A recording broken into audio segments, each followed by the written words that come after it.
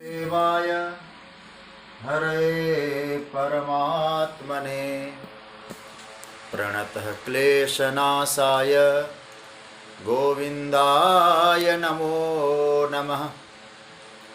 नमः परमहंसास्वादितचरणकमलचिन्मकरन्दाय भक्तजनमानसनिवासाय श्रीरामचन्द्राय। वागीशायस्य वदने लक्ष्मीर्यस्य च वक्षसि यस्यास्ते हृदये संवित् तं नृसिंहमहं भजे। गुरुर्ब्रह्मा गुरुर्विष्णुर्गुरुर्देवो महेश्वरः गुरुः साक्षात् परब्रह्म तस्मै श्रीगुरवे नमः। भगवत चरण कमलानुरागी परम आदरणीय मेरे अपने स्वजन सभी को मैं प्रणाम करता हूँ। सभी को राधे राधे, वंदन, अभिनंदन। जय सिया राम, जय श्री कृष्ण। प्रभु कृपा से भगवान की मंगलमय उपस्थिति का अनुभव करते हुए परमात्मा के दिए समय का, भगवान की वाणी का चिंतन करते हुए हम लोग सदुपयोग कर रहे हैं।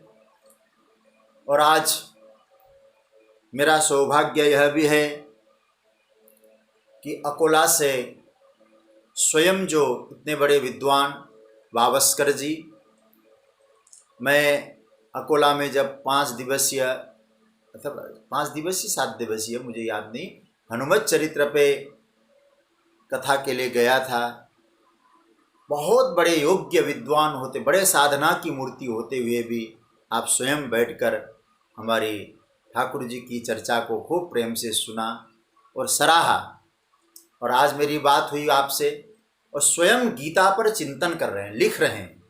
और मुझे बताया भी 11वें अध्याय में हम पहुँचे हैं।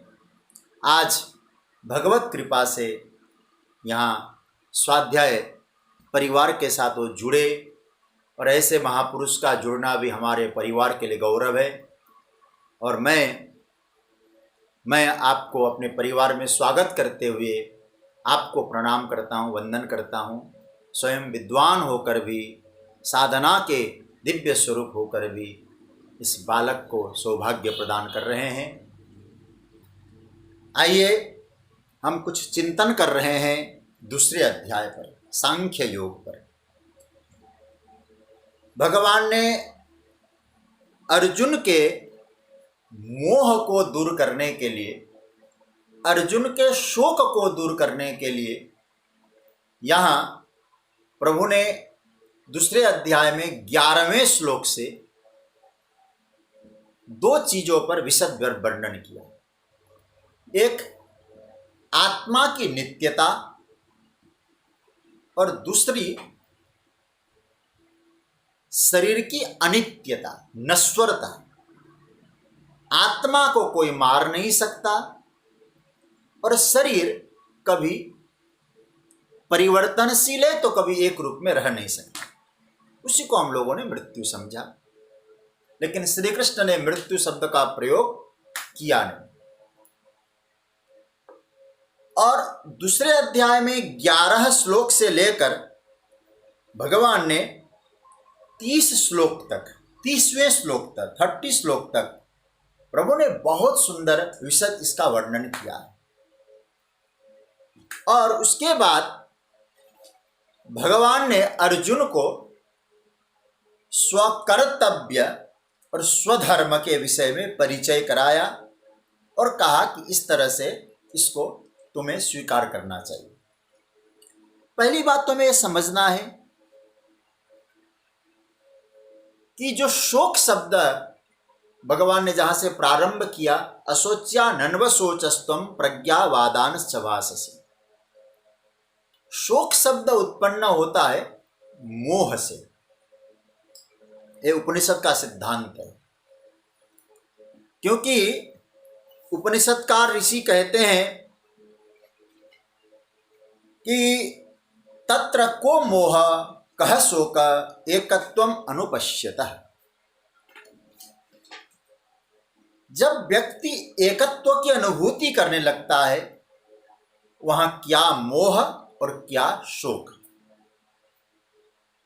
न शोक है न मोह है। तो भगवान ने अर्जुन के मोह और शोक को निवारण करने के लिए आत्मा के नित्यत्व का दर्शन कराया और शरीर के अनित्यता का दर्शन कराया। और मोह का मतलब यह है, जो उल्टी दृष्टि हम कई बार चर्चा कर चुके हैं।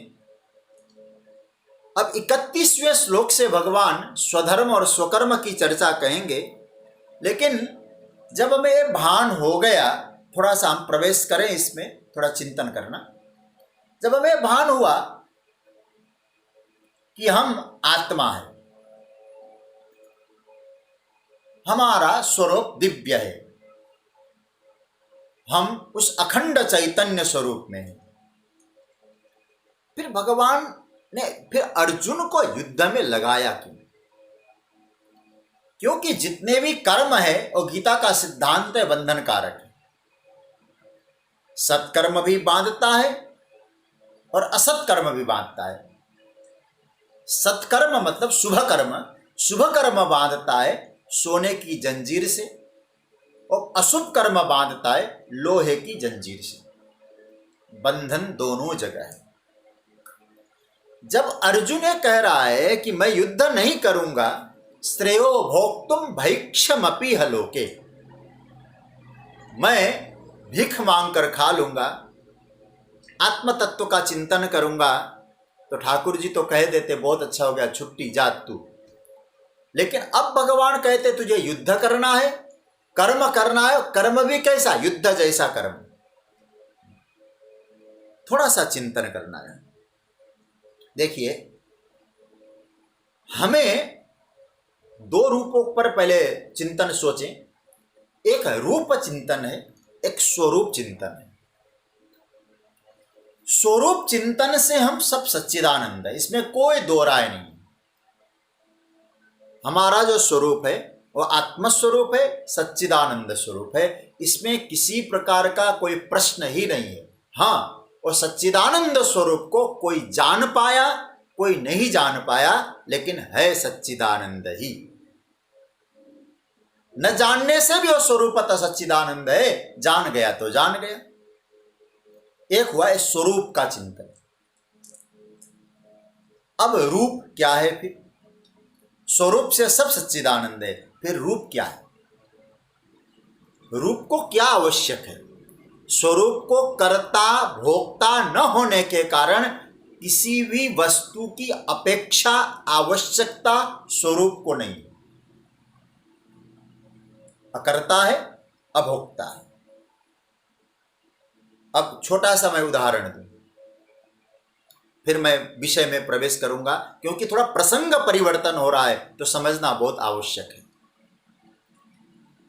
आप भगवत चिंतन कर रहे हैं, वेदांत वाक्य का चिंतन कर रहे हैं, वेदांत की अनुभूति आपको हुई, आपको अनुभव हो गया मैं ब्रह्म हूं। आप घर गए और घर जाने के बाद आपके श्रीमान जी ने अथवा किसी ने अथवा आपने किसी से कहा मुझे जल पिला दो, पानी पिला दो, भूख भी लग रही, कुछ खाने को दो। कोई व्यक्ति आपको उस समय पूछे कि आप तो वहां गीता का चिंतन कर रहे थे, वेदांत का चिंतन कर रहे थे, तो उस वक्त तो आप तो कह रहे थे तो मैं ब्रह्म हूं, ब्रह्म तो खाता पीता नहीं है, तो आप यदि ब्रह्म है फिर खाते पीते कैसे? क्यों खाते हैं आप तो दृष्टा है। फिर तो प्रश्न उठ सकता है, तो दृष्टा को प्यास कैसे, दृष्टा को भूख कैसे? तो जल अन्न सब त्याग दें फिर, क्योंकि आप तो स्वरूप से सच्चिदानंद है। तो कभी कभी इस प्रकार का जो दृष्टापन है वो भ्रष्टापन बना देता है। इसलिए हम लोग स्वरूप से बिल्कुल सच्चिदानंद है, लेकिन रूप कैसा है हमारा? एक छोटी सी कथा से मैं आपको और समझाने की कोशिश करूं। एक बार एक व्यक्ति किसी संत सदगुरु के शरण में गया और महाराज जी ने कहा कि देखो भाई, तुम ब्रह्म हो, जो कुछ दिखाई दे रहा है सब ब्रह्म है, ब्रह्म से अतिरिक्त कुछ नहीं है, सब ब्रह्म है। उसने गुरु जी की वाक्य को मान लिया और वो चला गया अपने घर पे। और श्रावण का महीना चल रहा है, चलो भगवान शंकर का रुद्राभिषेक करो। और जैसे रुद्राभिषेक करने के लिए पुष्प तैयार किया, और पुष्प तैयार करने के लिए जैसे ही भगवान शंकर का शिवलिंग विराजमान है और पुष्प तैयार है, और शिवलिंग पे जैसे फूल चढ़ाने को हुआ, उसको गुरुजी की बात याद आ गई। ध्यान से सुनिएगा। गुरुजी ने कहा था सब ब्रह्म है, ब्रह्म से अलावा कुछ नहीं। आज मैं प्रसंग परिवर्तन हो रहा है, इसलिए कुछ भूमिका के रूप में आपके सामने बात रखने की कोशिश कर रहा हूं। वो व्यक्ति सोचने लगा कि जो फूल है, यदि सब ब्रह्म है तो फूल भी तो ब्रह्म है। मैं शिवलिंग में यदि फूल चढ़ा रहा हूं तो शिवलिंग भी ब्रह्म है। तो ये तो नियम विरुद्ध कार्य मैं करने जा रहा हूं, क्योंकि ब्रह्म को ब्रह्म के ऊपर मैं चढ़ाने जा रहा हूं, ब्रह्म को ब्रह्म के ऊपर चढ़ा रहा हूं। वो पूजा रुक गई उसकी। वापस गुरुजी के पास गया। गुरुजी ने कहा, गुरुदेव, कल मैंने आपका प्रवचन सुना, आपने कहा सब ब्रह्म है, सर्वम खल्विदम ब्रह्म। मेरी तो पूजा रुक गई। क्या हुआ? तो बड़ा अच्छा कवि था, उसने कविता बनाया और गुरुजी को सुनाने लगा। गुरुजी, अजब हैरान हूं मैं, तुझे कैसे रिझाऊं मैं, एक वस्तु ऐसी नहीं जिसे सेवा में लाऊं मैं। तुम ही हो फूल में व्यापक और मूर्ति में भी तुम ही हो, भला भगवान को भगवान पर कैसे चढ़ाऊं मैं। क्योंकि भगवान को भगवान पे भी चढ़ा नहीं सकता हूं। गुरुजी को लगा इसने ज्ञान को तो पकड़ लिया, लेकिन ज्ञान को अच्छी तरह समझ नहीं पाया। इसलिए क्योंकि इसने जो ब्रह्म स्वरूप है उसको समझ नहीं पाया। तब गुरुजी ने यूं ही कहा कि भैया एक बात बताऊं? बोले हाँ। भूख नहीं लग रही क्या? चलो, मेरा भी भोजन का समय हो गया, रोटी दाल बना होगा वो खाते हैं, दाल रोटी बनी होगी। तो उसने कहा नहीं गुरुजी, मैं तो अभी दाल रोटी खा के आया हूं। तब गुरुजी ने कहा, अच्छा, अब मेरे मन में एक शंका है। बोले क्या? तुम सब जगह परमात्मा दिखाई दिया तुमको? बोले हाँ, फूल में भी भगवान, मूर्ति में भी भगवान जी। तब गुरुजी ने कहा, अब मेरी बात सुनो। अजब हैरान हूँ भगवान, कैसे तुझे रिझाऊं मैं। तू जब कह रहा था, मैं उसी से आगे बोलता हूँ। तुम ही हो दाल में व्यापक, रोटी में भी तुम ही हो, भला भगवान को भगवान पर कैसे चबाऊं मैं। भगवान को भगवान के संग कैसे चबाऊं मैं। ध्यान से सुनिएगा। तो चौंक गया, गुरुजी क्या कहते हैं? तब गुरुजी ने कहा, यदि तुझे मूर्ति में और फूल में तो परमात्मा दिखाई दे रहे हैं, तो रोटी और दाल में भगवान क्यों नहीं दिखाई दी? वहां भी तो ब्रह्म है। तो इसका तात्पर्य है स्वरूप को समझना है, और रूप का जो रूप क्या है, शरीर क्या है, और व्यवहार के लिए स्वरूप को समझो, शरीर से व्यवहार करो। याद रखना, रूप शरीर संसार का है, प्रकृति का है, और प्रकृति के व्यवहार के लिए आया है, और स्वरूप परमात्मा का संबंध से। हमारा संबंध भगवान से है, ये सत्य है, लेकिन शरीर का संबंध संसार से। इसलिए शरीर से सेवा करो, परमात्मा से मन से जुड़ो। 3 सूत्र समझना। सेवा करके समाज के काम आए, प्रेम करके परमात्मा के काम आए, और ज्ञान पाकर स्वयं के काम आए। ज्ञान स्वयं के लिए, प्रेम भगवान के लिए, सेवा संसार के लिए। ये 3 सूत्र जीवन में पकड़ना। इसलिए अर्जुन को भगवान यहाँ ये कहना चाहते हैं कि आत्मा स्वरूप से अकर्ता है, अभोक्ता है, ये तुम्हारा ज्ञान है, लेकिन शरीर है एक कर्तव्य के लिए मिला है। तुम्हें कर्म करना है, क्योंकि नहीं करोगे तो कुछ ना कुछ तो करोगे ही करोगे। इसलिए आए हुए कर्म को स्वधर्म मान के तुम्हें करना है। तब भगवान आगे श्लोकों में भगवान अर्जुन को स्वधर्म और स्वकर्म की चर्चा करेंगे। पहले 2 श्लोकों में स्वधर्म रूप जो युद्ध है और युद्ध से होने वाले लाभ की चर्चा करेंगे। उसके बाद 4 श्लोकों में युद्ध न करने से नुकसान कितने कितने होंगे उसकी चर्चा करेंगे। 31वें और 32वें श्लोक में लाभ की चर्चा करेंगे। 33, 34, 35 और 36 इन 4 श्लोकों में युद्ध न करने से तुझे कितनी हानि होने वाली है इसकी चर्चा करेंगे। तो भगवान आगे अब स्वधर्म की और स्वकर्म की चर्चा कर रहे हैं। किसके लिए कौन सा स्वधर्म है, क्या स्वकर्म है, उसकी बहुत सुंदर चित्र ठाकुर जी ने यहाँ सजा के हमको दिया है। उसका हम लोग चिंतन करने जा रहे हैं। आइए 31वें श्लोक में अब बड़े आनंद के साथ प्रवेश करें। कल तक हम लोग ब्रह्म चिंतन में लगे थे, परसों तक, और आज प्रसंग परिवर्तन हो रहा है और आप लोग ध्यान से सुने।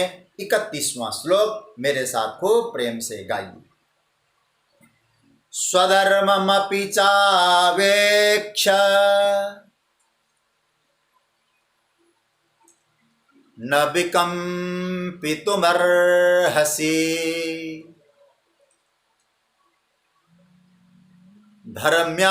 धर्म्याद्धियुद्धात् श्रेयोऽन्यत् क्षत्रियस्य न विद्यते। भगवान कह रहे हैं च और, जैसे इसको रखे, अभी मनोज भैया थोड़ी स्क्रीन में रहने दीजिए, आप श्लोक देख लीजिए पहले। च मतलब और, स्वधर्मम अवेक्ष, भगवान कहते हैं अपने स्वधर्म का विचार करके, देखकर, अपि देख कर भी, विचार करके भी, विकम्पितुम न अर्हसि, तुम्हें विचलित होने की आवश्यकता नहीं है।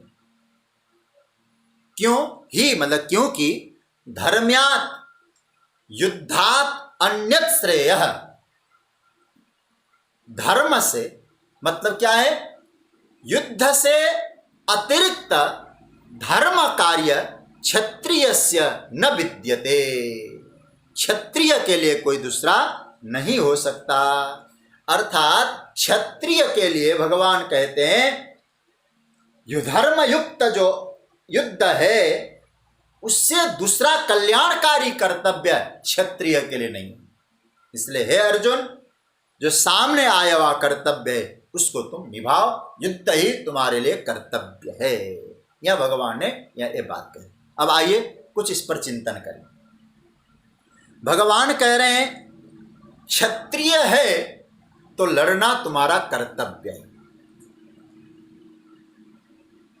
और थोड़ा चिंतन करना अर्जुन, स्वधर्मम अपि चावेक्ष, तुम्हारा स्वधर्म क्या है। सबसे आज समस्या यह है हमें अपने स्वधर्म के विषय में मालूम नहीं। जो हम नहीं हो सकते वो बनने की कोशिश कर रहे हैं, जो हम बन सकते हैं वो हम स्वीकार नहीं कर पा रहे। बहुत गंभीर बात है भगवान जो कह रहे हैं। भगवान अर्जुन के भगवान तो एक बहुत बड़े मनोचिकित्सक है, मनोविज्ञान की बात जानते। अर्जुन युद्ध ही करेगा और युद्ध कोई गलत नहीं है अर्जुन के लिए, क्योंकि वो क्षत्रिय है। और आपको एक बात और कहना चाहता हूं, जितने युद्ध हुए दुनिया में धर्म के लिए कम युद्ध हुए। हाँ, धर्म का माध्यम बनाकर युद्ध बहुत हुए, बात और है, लेकिन धर्म युद्ध केवल महाभारत का युद्ध हुआ। इसका भी चिंतन करूंगा मैं। भगवान कहते स्वधर्म है तुम्हारा, क्योंकि ये तुम्हारे लिए स्वधर्म है। क्यों? देखिए, जितने भी युद्ध हुए इतिहास में आप पढ़ेंगे तो हम लोग क्या इतिहास में पढ़ते थे, तो फलाना युद्ध हुआ, फलाना युद्ध हुआ। जितने युद्ध हुए कभी आप चिंतन करना, या तो सत्ता को लेकर हुआ, संपत्ति को लेकर हुआ, अथवा सौंदर्य को लेकर भी युद्ध हुआ। कई कारणों से युद्ध चले संसार में, लेकिन अर्जुन से भगवान कहना चाहते, तेरे लिए न सत्ता युद्ध है, न तेरे लिए न सौंदर्य का युद्ध है, तेरे लिए धर्म का युद्ध है। इसकी स्पष्टीकरण ठाकुर जी करेंगे। हम लोग कभी इतिहास को देखें, देखो प्रथम विश्व युद्ध, द्वितीय विश्व युद्ध कितने हुए। मध्ययुगीन यूरोप का जो इतिहास है, क्लियोपेट्रा की कथा तो प्राय जो पढ़े लिखे लोग हैं जानते हैं। उस क्लियोपेट्रा को लेकर यूरोप में आज भी एक बात प्रचलित हमने सुना है, पढ़ा है अखबारों में, अन्य ग्रंथों में। उसकी जो नाक है, यदि कुछ अलग तरह की होती तो यूरोप का इतिहास कुछ और होता। क्लियोपेट्रा उसके विषय में आया है, कौन उसके लिए नहीं चाहा। कहते वो 30 और 35 वर्ष की उम्र की थी उस वक्त। कहते थे उसको पाने के लिए कुछ भी करने को तैयार होते थे। इतने युद्ध हुए यूरोप में, सत्ता संपत्ति नहीं, केवल सौंदर्य के लिए युद्ध चलता रहा। बस क्लियोपेट्रा मेरे महल में रहे, मेरी पत्नी बने, मेरे साथ रहे। जो जीतता था वो अपने आप को सर्वश्रेष्ठ समझता था कि मैंने इनको जीता। और उसके बारे में तो बहुत घिनौनी बात भी आई है, जब उसको क्रिश्चियन कम्युनिटी में तो भाई उसको दफनाया जाता था। बोले कहते हैं कि उसको जहां दफनाया गया और बाद में उसके शरीर को लोगों ने दफनाए हुए जगह से निकालकर दुर्व्यवहार तक किया, उसका सौंदर्य, उसकी खूबसूरती के कारण।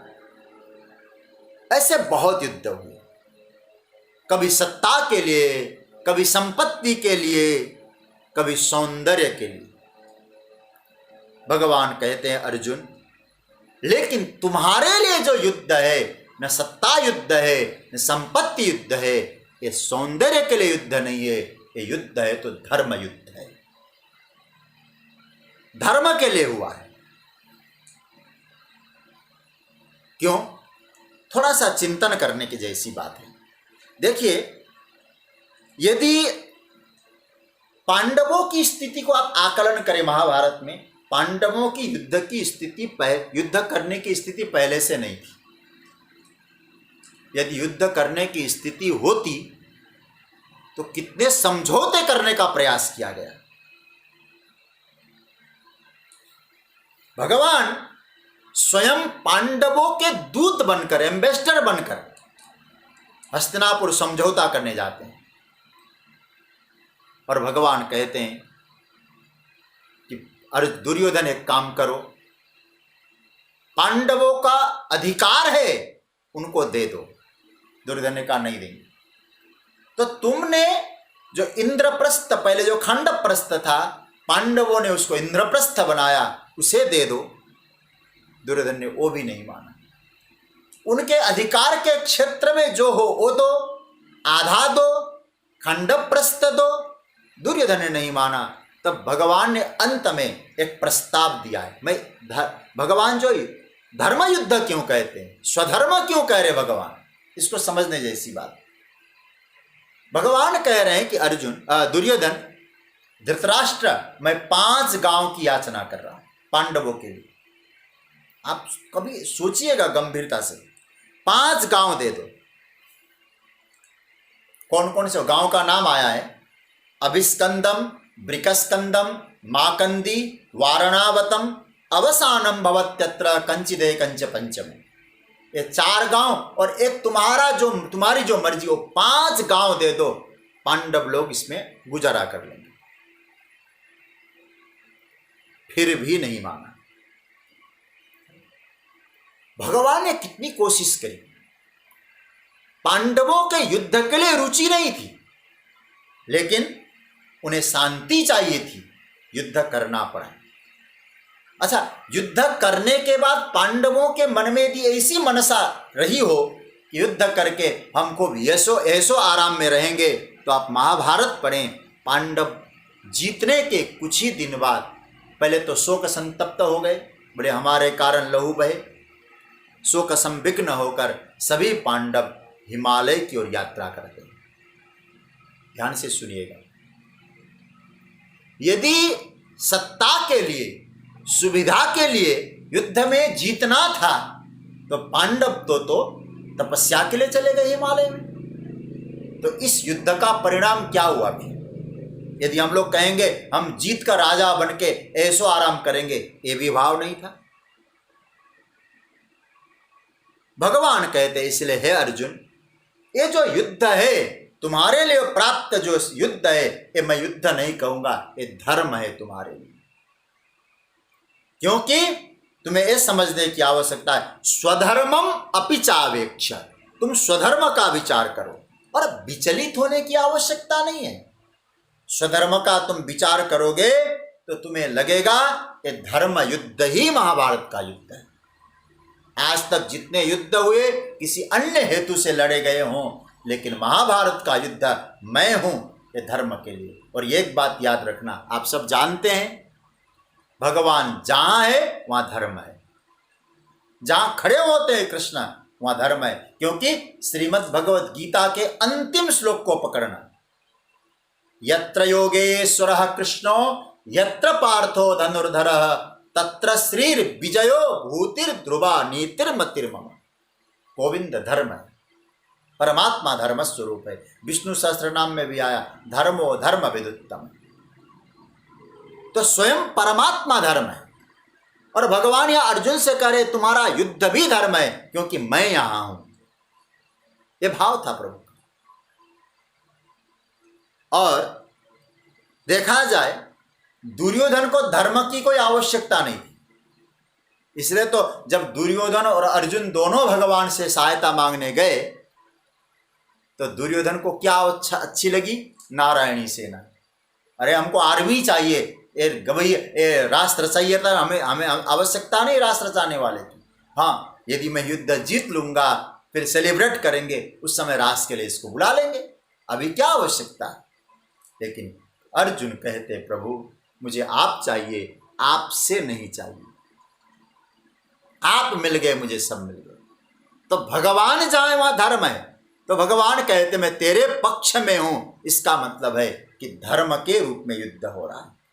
इसलिए हे अर्जुन, लड़ना क्षत्रिय का काम है, यह धर्म युद्ध है और धर्म युद्ध से बढ़कर क्षत्रिय के लिए कोई दूसरा काम नहीं है। इसलिए तुम्हें समझने की आवश्यकता है, धर्मादि युद्धात् श्रेयोन्यत् क्षत्रियस्य न विद्यते।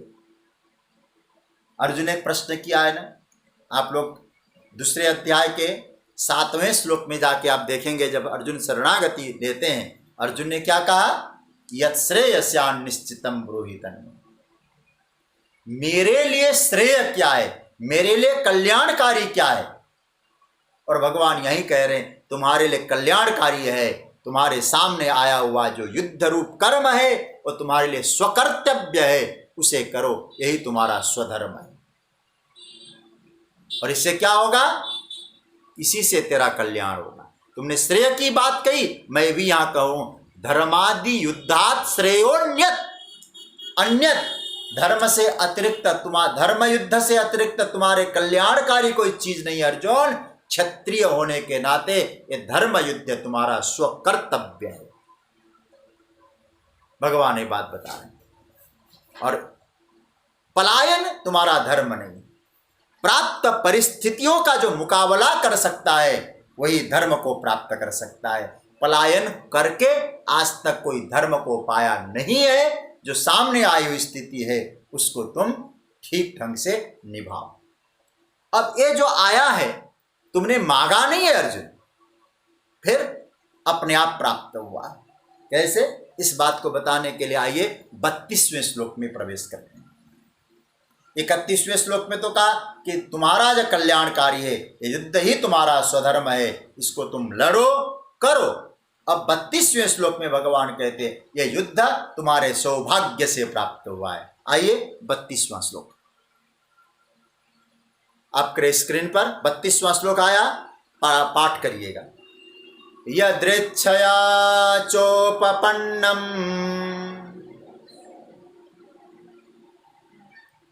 स्वर्गद्वारमपावृतम् सुखिनः क्षत्रिया पार्थ लभन्ते युद्धमीदृशम्। हे पार्थ, यदृच्छया उपपन्नं च अपावृतं स्वर्गद्वारम ईदृशम युद्धम सुखिनः क्षत्रिया लभन्ते। वाह, ठाकुर जी क्या कह रहे हैं अर्जुन? यदृच्छया उपपन्नम, यदृच्छया मतलब बिना मांगे, उपपन्नम अपने आप प्राप्त हुआ है, अपावृतम स्वर्ग द्वारम खुला हुआ स्वर्ग का द्वार है, ईदृशम इस प्रकार का युद्ध को सुखीन क्षत्रिया लभन्ते जो सौभाग्यशाली क्षत्रिय है वही प्राप्त करते हैं। अब थोड़ा चिंतन करें। भगवान यहाँ एक शब्द, बहुत सुंदर शब्द है ठाकुर जी ने जो प्रयोग किया है, यदृच्छया। यदृच्छया पार्थ है अर्जुन, यदृच्छया का मतलब हुआ बिना मांगे अपने आप मिल गया। कोई चीज मांगने पर मिले और सोचा जाए ये हमने मांगा था मिला, और जो बिना मांगे मिले वो भी कल्याणकारी चीज मिले, तो अपने आप को सौभाग्यशाली नहीं समझना चाहिए क्या हमें? थोड़ा आप चिंतन करें। कोई चीज बिना मांगे मिल जाए वो हमारे लिए सौभाग्यशाली चीज हो सकती। और कौन से भगवान कह रहे हैं कल्याणकारी वस्तु है, कल्याणकारी कार्य है, वो भी बिना मांगे तुमको मिला। भगवान कहना चाहते अर्जुन, युद्ध तुमने मांगा नहीं था, मांगा नहीं था तुमको मिला है। क्यों मिला है? ये धर्म की स्थापना करने का अवसर परमात्मा ने दिया, तुमको भगवत कृपा से प्राप्त हुआ है। और तुम कैसे हो? सुखी रहा, तुम बड़े सौभाग्यशाली हो, क्योंकि इस प्रकार का सद्भाग्य बिना मांगे कोई कर्म, सद्भाग्यशाली कर्म किसी सद्भाग्यशाली को मिलता है। ये मौका बिना मांगे मिला, तुमने चाहा भी नहीं था। क्योंकि अब एक छोटी सी बात कहूं, थोड़ी देर पहले मैंने अब बात कही, तुमने तो क्या चाहा? देखिए, कोई व्यक्ति किसी से 10,000 रुपया लेता उधार में, लोन में, ब्याज में। अब वो उस वक्त जिसको दिया गया अथवा ले देना है जिसको, और व्यक्ति ने जाके कहा कि भाई आपके 10,000 रुपया थे, मेरे पास इतना सामर्थ्य नहीं है, तो कहा कोई बात नहीं 9,000 दे दो, इतना भी मुश्किल है, चलो 5,000 दे दो। तो अंत में जाके यदि वो एक कहे चलो तुम्हारा 10,000 है ना, 10 रुपया दे दो, मैं 10,000 समझ लूंगा, माफ कर दूंगा। पांडवों ने तो कहा कि हम सब कुछ छोड़ने को तैयार है, इतना बड़ा हस्तिनापुर का साम्राज्य, खंडप्रस्थ, इंद्रप्रस्थ का साम्राज्य, वो सब छोड़ के एक 5 गांव मांग लेना, और 10,000 में 10 रुपये के समान। तुमने नहीं मांगा था युद्ध, लेकिन फिर भी तुम्हारे सामने आया। अरे जो दुर्योधन ने जो कहा शुच्यग्रम नहीं बदास्यामि, ये तो थोपा गया, लेकिन तुम्हारे लिए सौभाग्यशाली, तुम सौभाग्यशाली। इसलिए यदृच्छया अपने आप में मिला है। और अर्जुन एक बात ध्यान देना, कभी कोई चीज किसी को मिलता है, उस व्यक्ति को यह समझना चाहिए कि मेरे लिए बहुत कल्याणकारी चीज। जैसे ध्यान से समझ लेना थोड़ी सी बात, किसी व्यक्ति को कभी कहा जाता है आपको एक काम करना है, कोई आपको जिम्मेदारी दी जा रही है, हमें क्या समझना चाहिए? परमात्मा ने मेरी काबिलियत को देखा और काबिलियत को देखकर परमात्मा ने कार्य मुझे सौंपा। अन्यों को नहीं दिया, मुझे ही दिया है। क्यों दिया? क्योंकि मैं कर सकता हूं। यदृच्छया, बिना मांगे मिल रहा है, तो कोई तुम्हारे ऊपर विश्वास कर रहा है अर्जुन। खुला हुआ स्वर्ग का द्वार, ध्यान देना। लेकिन कभी कभी क्या होता है, हम लोगों के जीवन में एक बात आती है, कोई काम किसी को कहा जाता है ना, एक काम आप करो, तो लोगों के मन में एक धारणा बनती है, मैं ही क्यों करूं, उनको क्यों नहीं कहा गया। यदि ऐसी स्थिति में हमें भगवान के वाणी पर विचार करने हैं, तो भगवान ने यदि कहा है आपको करना है, तो भगवान ने हमारे ऊपर भरोसा किया है। अर्जुन, तुम्हारे ऊपर भरोसा है। इस विधाता ने, इस अस्तित्व ने तुम्हारे ऊपर भरोसा किया है। यदृच्छया चोपपन्नम, अपने आप तुझे प्राप्त हुआ है तो पूरी अस्तित्व ने तुम्हारे ऊपर भरोसा किया है। याद रखिएगा, यदि कोई कठोरतम कार्य भी आपको मिला है तो अस्तित्व ने आप पर भरोसा किया है। यदि आप उस कार्य में जुड़ जाएंगे, संपूर्ण अस्तित्व आपकी सहायता करेगा। लेकिन हम वो समझ नहीं पाते। सज्जनों, मैं थोड़ा सा इसमें हनुमत चरित्र को डालना है। हनुमान जी का एक छोटा सा प्रसंग स्मरण दिलाना चाहूंगा। राम जी ने हनुमान जी को कहा, यह मुद्रिका ले जाकर जानकी के पास पहुंचाना, कहीं बल बिरह बेगी तुम आए। हनुमान जी ये भी तो कह सकते थे, भगवान मुझे क्यों भेजना चाहते होंगे, और नहीं है क्या इनके, इतनी बानर सेना है। लेकिन हनुमान जी क्या सोचते हैं? हनुमान जी सोचते हैं कि आज प्रभु ने मेरे ऊपर भरोसा किया है, मेरा सौभाग्य है कि मुझे ठाकुर का कार्य करने का अवसर मिला है। यदि परमात्मा ने मुझे भरोसा दिया है तो मेरे लिए कर्म भी ठाकुर जी की सेवा है, और परमात्मा ने दिया है तो उस कर्म में मैं जाऊंगा तो परमात्मा का पूर्ण अस्तित्व मुझे सहायता करेगा। विघ्न नहीं आएंगे ऐसा मत समझ लेना, आएंगे विघ्न, लेकिन परमात्मा सहयोग करेगा। भगवान कहना चाहते हैं, अर्जुन, जब अस्तित्व ने, परम सत्ता ने यदि हमें कोई कार्य सौंपा है और उस परम सत्ता ने सौंपा है, इस भाव से यदि आप उस कार्य में तल्लीन हो जाएंगे तो याद रखना वो पूरा अस्तित्व ही आपकी सहायता करने के लिए तैयार हो जाए। इसलिए तो जब हनुमान जी जाते हैं ना, मुझे बहुत प्रिय लगते कुछ जो दोहा चौपाई, गरल सुधा रिपु करई मिताई। लंकिनी कह रही है, अर्जुन हनुमान तुम जाओ, प्रवेशी नगर कीजय सब काज, प्रवेश करना, सारा कार्य कर लेना। एक काम दो काम नहीं, राम जी ने तो केवल इतना कहा था कि सीता जी की को खबर दे के वापस आना। लंकिनी कहती सारा काम करना आप, क्योंकि तुमने अपने आप पर भरोसा किया है। और इतना ही नहीं, गरल सुधा, ये चौपाई महत्वपूर्ण है। तुम्हारे मार्ग के जो गरल है, विष है, वो अमृत बन जाएंगे। गरल सुधा रिपु करई मिताई, अरे जो शत्रु हैं वो मित्रवत व्यवहार करेंगे। गोपद सिंधु, अरे सागर गाय के खुर की तरह हो जाए। अनल शीतलाई, अरे अग्नि शीतल बन जाए।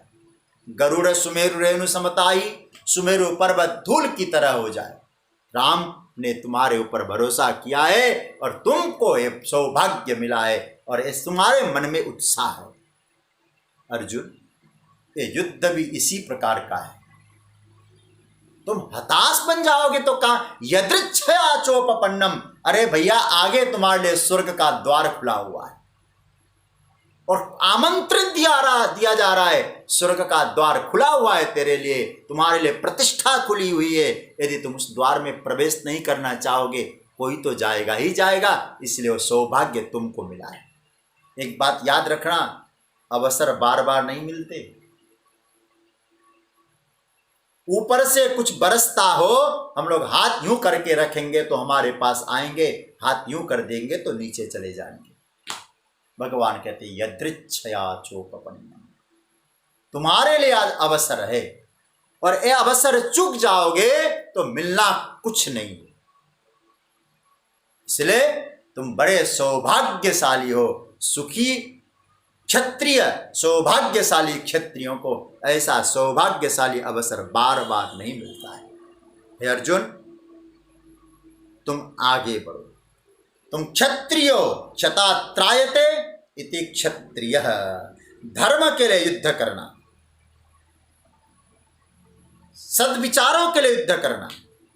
अब ये मत समझ लेना, मैं तो तुम्हें बता रहा हूं स्वर्ग खुला हुआ स्वर्ग का द्वार है, लेकिन आगे तो भगवान कहेंगे भी ततो युद्धाय युज्यस्व, 38वें श्लोक में, सुख दुख के समय कृत्वा लाभा लाभो जया जयो ततो युद्धाय युज्यस्व, युद्ध के लिए युद्ध करो। तो मैं तो एक कहूंगा अर्जुन, तुम्हारे लिए खुला द्वार है, अवसर आता है तो मुझे क्या मिलेगा, ये लाभ भी छोड़ दो, तुम्हें युद्ध करना है। क्यों? क्योंकि वो सौभाग्य ही हमारे लिए लाभ है। इस प्रकार का विचार करके ये मौका मिला है, इस मौके को जाने मत देना अर्जुन, इन्हें करो तुम। लाभ क्या मिलता है मत कहो, तुम उसको चिंतन करो और इसमें लग जाओ।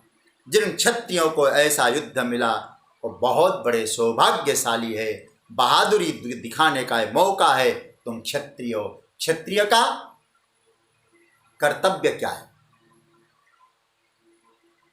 भगवान 18वें अध्याय में जब कहेंगे 43वें श्लोक में, शौर्यम तेजो धृतिर्दाक्षम युद्धे चाप्य पलायन, दानम ईश्वर भावस्य क्षात्रम कर्म स्वभाव, अपनी वीरता प्रकट करने का है। इसलिए है अर्जुन, तुम अब उस बात को समझकर यदृच्छया चोपपन्नम, अपने आप प्राप्त हुआ ये अवसर है। और कैसा अवसर? स्वर्गद्वारम अपावृत। देखो, अपावृत शब्द का मतलब होता है खुला हुआ। जैसे कभी कुंडी लगा रखा हो, ताला जड़ा हुआ हो, वो नहीं है तुम्हारे लिए स्वर्ग का द्वार। स्वर्ग का अर्थ क्या है मैं पुनः कह दूं, किसी भौगोलिक स्थान में स्वर्ग हो तो ठाकुर जी जाने, ठीक है, हम मानते हैं स्वर्ग है शास्त्र में, लेकिन भगवान यहाँ कहते हैं स्वर्ग। स्वर्ग का अर्थ क्या है? तुम्हारे लिए जो ऊर्ध्वगामी वृत्ति है। ऊर्ध्वगामी का मतलब तुम्हारी उन्नति का, तुम्हारे आत्म कल्याण का जो भाव है वो खुल गया है, खुला हुआ है। अथवा यूं कहा जाए, तुम्हारे हृदय का आनंद खुल जाएगा। तुम्हारे हृदय के उस परम आनंद में जो दरवाजा है वो खुल जाएगा। इसलिए स्वर्ग द्वारम उपावृतम सुखिना क्षत्रिया, जो सुखी क्षत्रिय है, लभन्ते युद्ध मित्रिशम, इस प्रकार का युद्ध वो प्राप्त करेगा। तो इसका मतलब है इन दो श्लोकों में पहले तो भगवान ने युद्ध से क्या क्या लाभ होता है ये प्रभु ने बताया। तो पहली बात तो ये बताया कि तुम्हारे लिए स्वधर्म है और तुम्हारे कल्याण का मार्ग है, समझ रहे होंगे। दूसरे श्लोक में खुला हुआ स्वर्ग का द्वार है और सौभाग्यशाली क्षत्रियों को ही ऐसा अवसर प्राप्त होता है, ये भगवान ने कहा। अब युद्ध न करने से क्या होगा? यदि युद्ध से पलायन कर लेगा, भाग जाएगा, युद्ध नहीं करूंगा, तब क्या होगा? तब भगवान आगे 4 श्लोकों में उसका वर्णन करते हैं। आइए एक श्लोक की चर्चा करें। यह है 33वां श्लोक। 33वें श्लोक में हम प्रवेश करते हैं। इसमें भगवान ने कहा है कि युद्ध न करने से क्या होगा। आइए मेरे साथ पाठ करें। अथ चेत्त्वमिमं धर्म्यं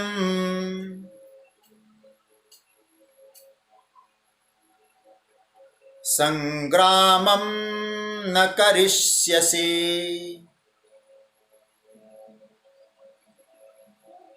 ततः स्वधर्मं कीर्तिं च हित्वा पापमवाप्स्यसि। इसका अर्थ क्या है? हे अर्जुन, चेत अथ चेत त्वम इमं धर्म्यं संग्रामं न करिष्यसि ततः स्वधर्मं च कीर्तिं हित्वा पापम अवाप्स्यसि।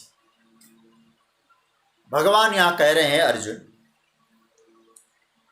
कि यदि तू इस धर्म रूप युद्ध को न करिष्यसि, तू नहीं करेगा, तब अपना स्वधर्म कीर्ति त्याग कर पाप को प्राप्त करेगा।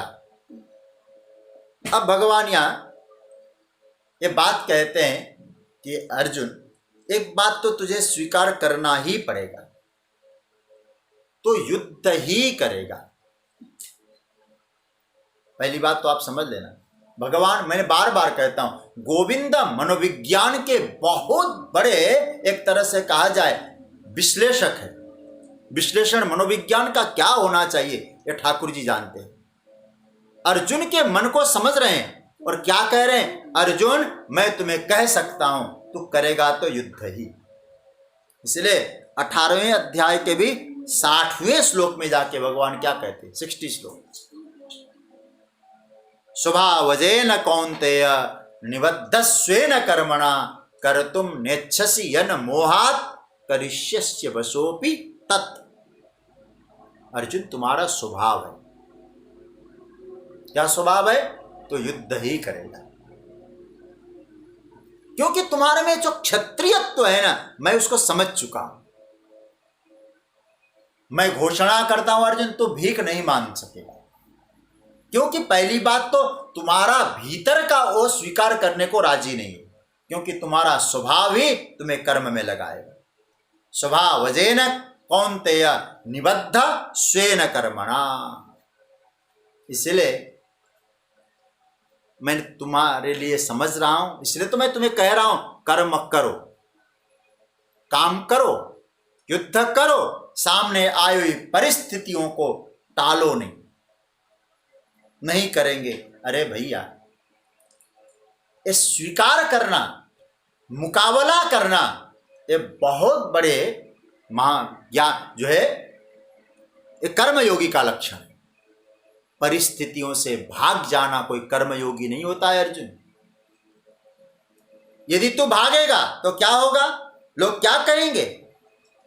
लोग कहेंगे तुम्हारा स्वधर्म नष्ट हो जाएगा अर्जुन, पहली बात, और तुम्हारी कीर्ति नष्ट हो जाएगी और पाप को प्राप्त होगा, क्योंकि शास्त्र कहता है हमें जो कर्तव्य हमारे वंशानुसार जैसा प्राप्त हुआ है उसको त्यागना कर्तव्यच्युत नाम का दोष लग जाएगा। फिर परिणाम क्या होगा? परिणाम ये होगा, तुम्हारी अपकीर्ति होगी, तुम्हारी बदनामी होगी। तो पहला सूत्र ठाकुर जी यहाँ क्या देना चाहते हैं? ये नहीं करने से क्या होगा? तुम्हारी कीर्ति नष्ट हो जाएगी।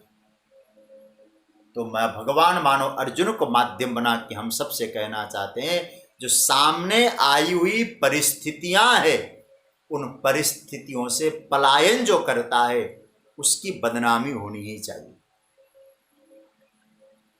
ध्यान से समझना इस बात को। भागने से परिस्थितियां शांत होगी कभी मत समझना, बल्कि आप उन परिस्थितियों को, उन स्थितियों को और बढ़ाते हैं। हम भागते हैं ना, उनको मजबूत बनाते हैं। अर्जुन का भाव ये था ना, युद्ध नहीं करके मैं भाग के भिक्षा मांग लूंगा। तो इसका मतलब है तुम इस परिस्थितियों को बढ़ा रहे हो, अपने भीतर के हुनर को, भीतर के काबिलियत को, भीतर की योग्यता को तुम जागृत नहीं कर पा रहे। और याद रखना, सब में अपार सामर्थ्य भरा है। परमात्मा हमारे साथ है, और परमात्मा जब साथ है, क्या उन परिस्थितियों को हम टाल नहीं सकते? परिस्थितियों पर विजय प्राप्त नहीं कर सकते? इसलिए मैं एक सूत्र कहता हूं बार बार, परिस्थितियों को न टालो, टाला नहीं जा सकता है, मनस्थिति संभालो। जिसने मनस्थिति संभाला, परिस्थितियों का प्रभाव ऐसे मजबूत मनस्थितियों के ऊपर नहीं पड़ सकता। अर्जुन, तेरा यह कर्तव्य है, और यदि ये नहीं करेगा तो क्या होगा? देखो, भगवान कहते हैं कि यदि ये नहीं करेगा तो स्वधर्म को त्यागेगा। अब स्वधर्म को त्यागेगा तो परधर्म स्वीकार करेगा। भगवान का कहने का मतलब है था, सज्जनों जरा ध्यान से समझना, तुम अपने स्वधर्म को छोड़ोगे, और स्वधर्म को छोड़ोगे तो क्या होगा? एक को छोड़ोगे तो एक को लोगे। कई बार हम लोग ये समझते हैं कि इनको छोड़ देंगे तो काम बन जाएगा, लेकिन हम लोग इनको छोड़ते हैं, उनको पकड़ लेते हैं। घर छोड़ेंगे, हम कहीं जाते हैं तो घर द्वार तो छोड़ दिया, छोटा था बड़ा बना लेंगे हम घर, बहुत बड़ा आश्रम तैयार कर लेंगे। क्योंकि हमारी जो मनस्थिति है ना अर्जुन, एक को छोड़ता है, दूसरे को पकड़ता है। क्योंकि वो छोटा लग रहा था, बड़ा कर लेते हैं। इसलिए भगवान यहां कहते हैं, छोड़ने से, भागने से जो समस्याएं हैं वो समाधान हो जाएं, ये मत समझ लेना।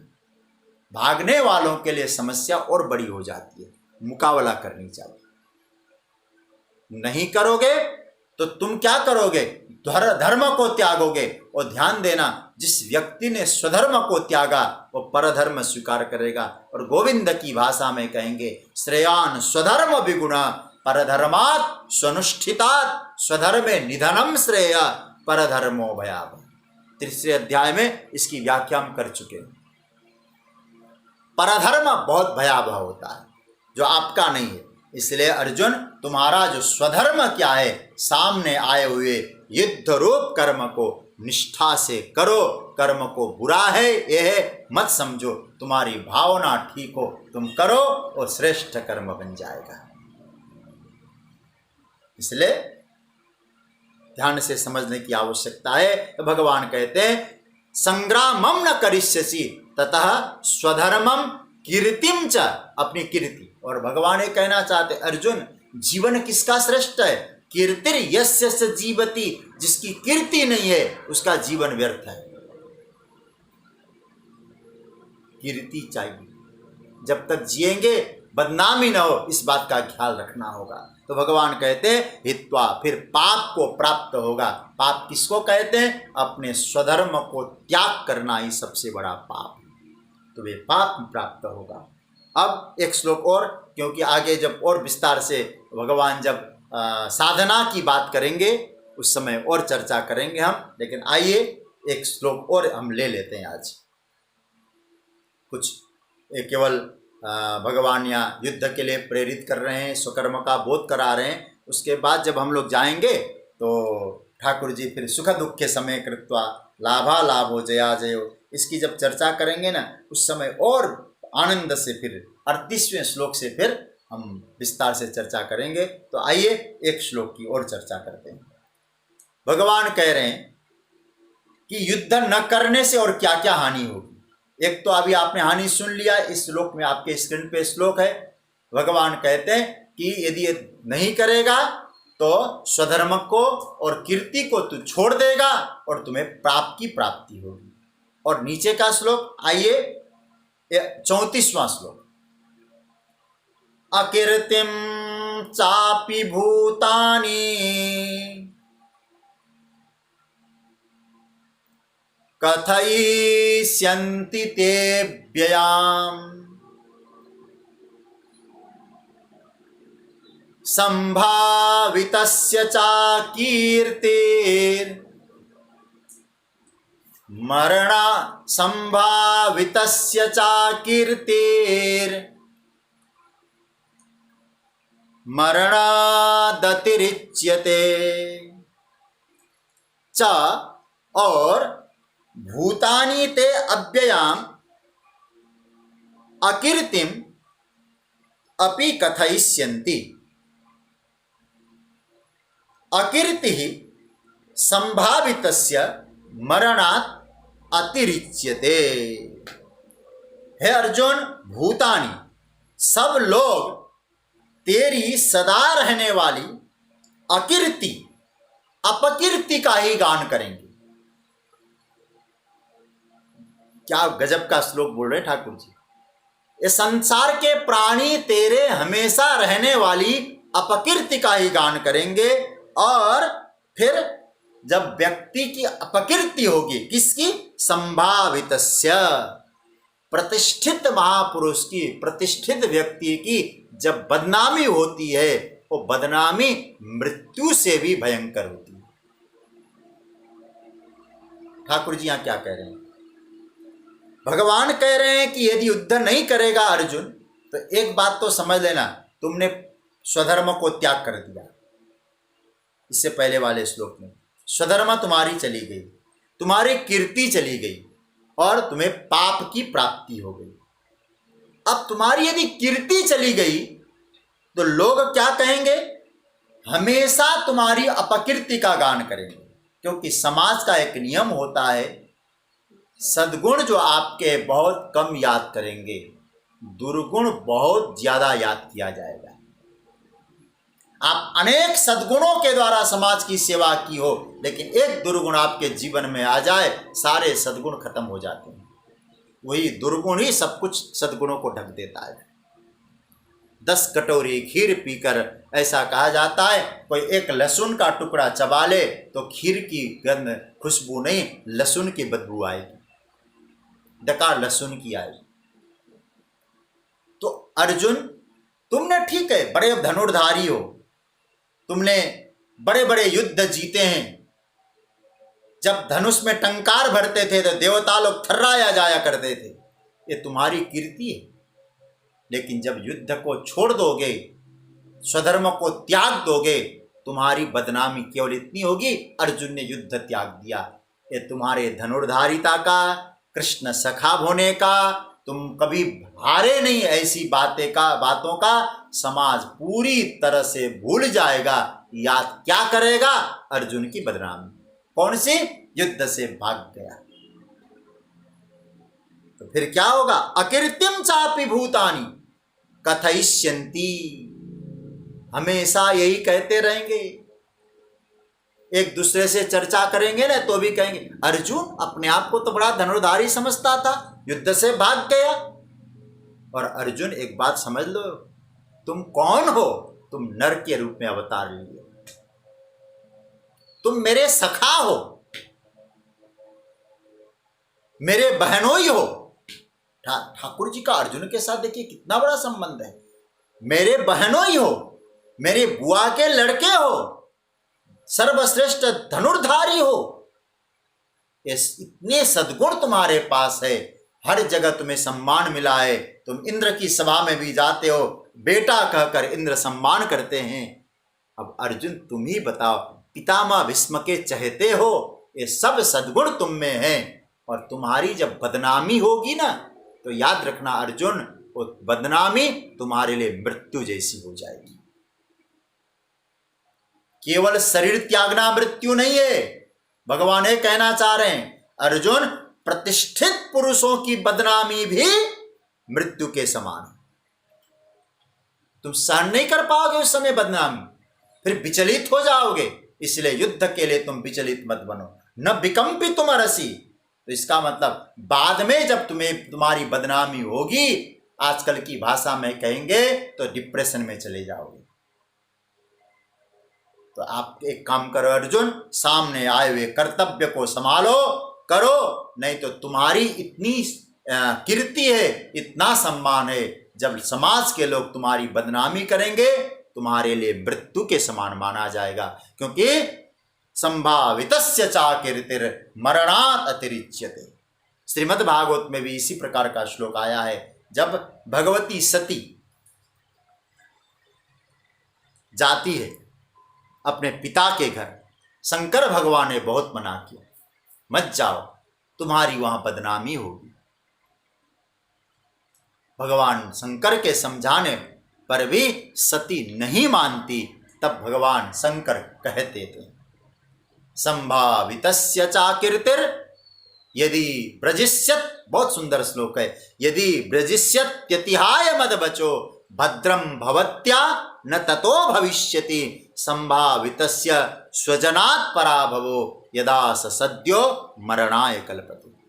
वही बात यहाँ गीता का क्या सुंदर सूत्र है। भगवान शंकर भी कहते हैं, हे देवी, हर समय मेरे साथ रहने के कारण तुम्हें सम्मान मिला है, और तुम वहाँ जाओगी, तुम्हारे परिवार के लोग तुम्हारा अपमान करेंगे, अपमान तुम्हें सहन नहीं होगा, और संभावितस्य, प्रतिष्ठित व्यक्ति की बदनामी मृत्यु के समान मानी जाती है।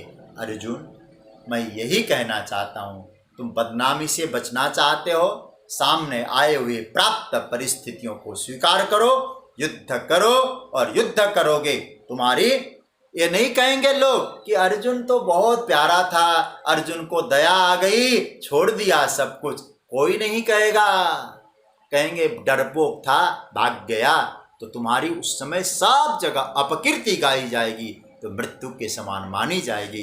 इसलिए हे अर्जुन, मैं कहता हूँ, सामने आए हुए युद्ध रूप स्वधर्म को, युद्ध रूप स्वकर्म को परमात्मा ने खुला हुआ स्वर्ग का द्वार दिया है, अपने आप प्राप्त हुआ है, उसको मुस्कुराकर स्वीकार करो, डटे रहो, क्योंकि धर्म युद्ध है, और जहाँ धर्म है वहाँ मैं हूँ, और जहाँ मैं हूँ और धर्म है वहाँ विजय तो होना ही होना है। यदि भागोगे तो तुम्हारी अपकीर्ति होगी, बदनामी होगी, मृत्यु जैसी अवस्था आएगी, भगवान यहाँ कहते हैं। और कुछ बातें कहकर कल से ही हम भगवान का जो दिव्य संदेश है, और फिर उस साधना की दृष्टि से, अभी तो युद्ध की कुछ चर्चा करके फिर साधना की दृष्टि से भगवान हमको बहुत सुंदर सूत्र देते हैं। सुख दुख के समय कृत्वा कैसे होना चाहिए, सुख दुख को कैसे समान करें, उसकी चर्चा फिर हम लोग कल के प्रसंग में करेंगे। एक निवेदन मैं आपसे करना चाहूँगा। निवेदन यह है कि आजकल ठाकुर जी की कृपा से